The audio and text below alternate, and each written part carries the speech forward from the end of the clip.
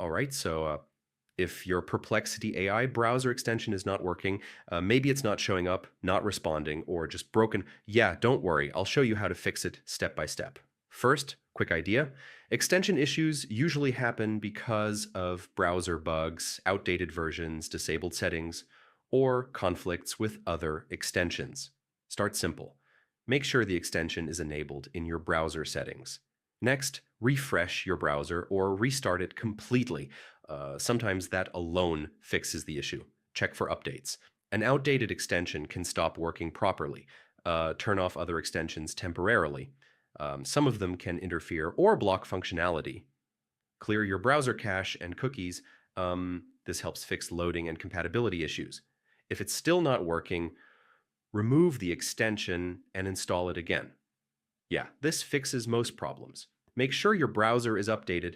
Older versions can cause extensions to break. Also, check extension permissions. Make sure it has access to the sites it needs to work. So, yeah, extension issues are usually quick to fix once you go step by step. Just try these and it should start working again. And if this helped you out, don't forget to like, share, and subscribe. Yeah, more quick fixes coming soon.